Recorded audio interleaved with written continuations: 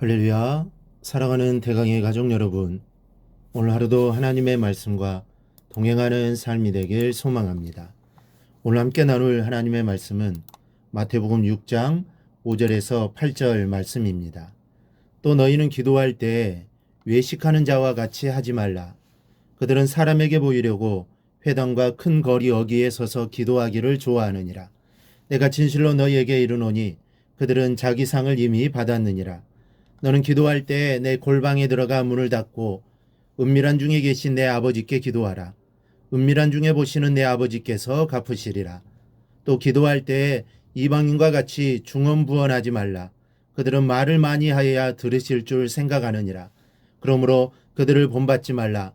구하기 전에 너희에게 있어야 할 것을 하나님 너희 아버지께서 하시느니라. 아멘.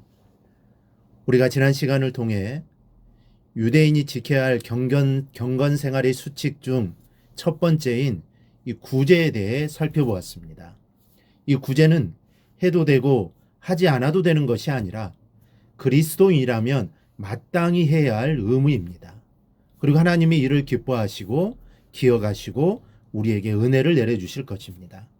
오늘은 유대인들이 지켜야 할 경건 생활의 수칙 두 번째인 기도입니다. 유대인들, 특히 바리새인들과 서기관들은 하루에 3번, 즉 아침 9시, 정오, 그리고 오후 3시에 각각 기도를 드렸습니다. 여기에서 기도하다라는 이 단어는 무엇을 향하여라는 단어와 원하다, 고대하다라는 단어의 합성어입니다. 그런데 무엇을 향하여라는 이 단어는 단 하나의 방향을 나타내는 단어입니다. 따라서 원어로 볼 때 이 기도는 오직 하나님께 응답받는 단 하나의 목적만을 가져야 한다는 의미입니다.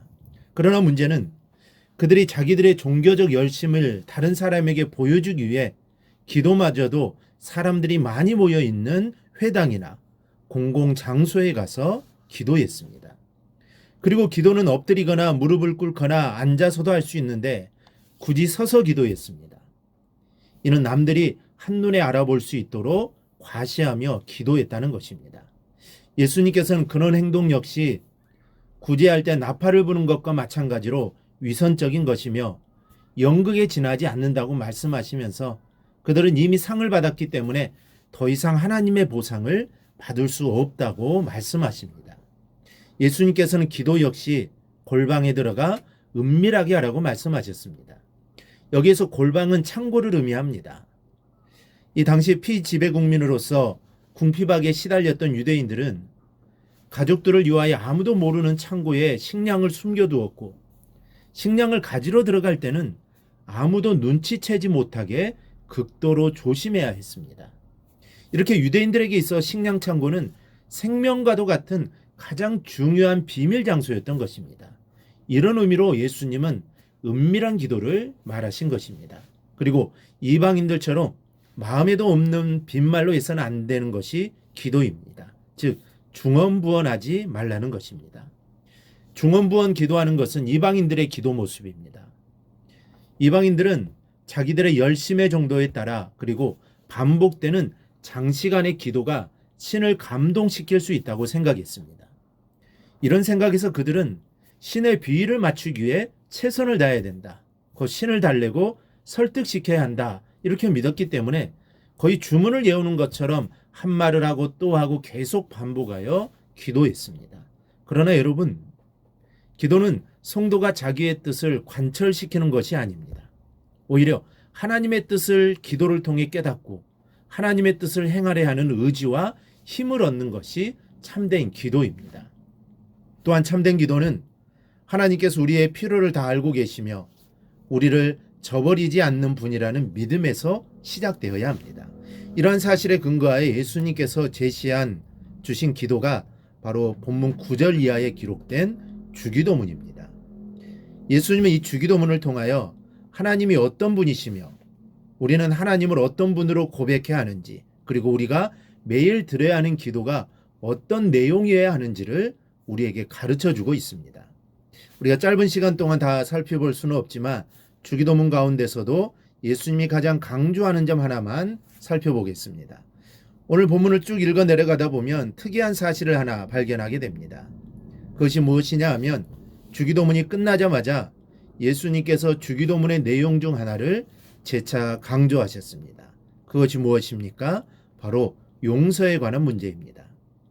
예수님은 분명히 주기도문 내용 중 12절에서 우리가 우리에게 죄 지은 자를 사하여 준 것 같이 우리 죄를 사하여 주시옵고 라고 가르쳤습니다.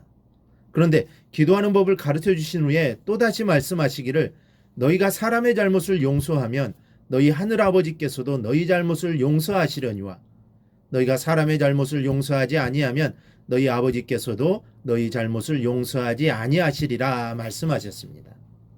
예수님 왜 이렇게 이 부분을 강조하고 있습니까? 그것은 무엇보다도 우리 삶의 실제적인 문제이기 때문입니다. 이웃과의 관계와 하나님과 우리와의 관계는 말로써 매듭 지을 수 있는 문제가 아닙니다. 끊임없는 용서와 그 속에 녹아있는 사랑으로 관계를 개선시키지 않으면 이 세상의 삶에서의 행복이란 없고 영생 또한 이런 믿음의 증거를 전제로 하는 것이라는 게 오늘 예수님의 말씀입니다. 즉 믿음이 없다면 용서하고 사랑하는 모습을 보일 수 없다는 말씀이고 이런 증거가 없는 말뿐인 믿음은 참된 믿음으로 인정받을 수 없다는 말씀입니다. 여러분은 새벽마다 무슨 기도를 드리려고 나오십니까? 우리가 기도했다고 감나무에서 감 떨어지듯 기도가 응답되는 게 아닙니다. 특별한 경우를 제외하고는 우리의 노력을 통해 하나님은 응답하시고 축복하시기 때문입니다. 그러므로 우리의 기도가 바뀌어야 합니다. 우리의 기도가 내 소원만 주님께 아뢰고 끝나는 기도가 되어서는 안 됩니다. 하나님의 나라가 이 땅에 이루어지도록 기도해야 합니다. 그리고 이 하나님의 나라를 건설하기 위해서 정말 아름다운 세상이 되게 하기 위해서 나부터 먼저 용서할 수 있게 해달라고 기도하고 그렇게 살아야 합니다. 세상을 바꿀 수 있는 능력이 하나님께만 있기 때문에 우리 그리스도인이 노력하지 않으면 절대로 세상은 바뀌지 않습니다.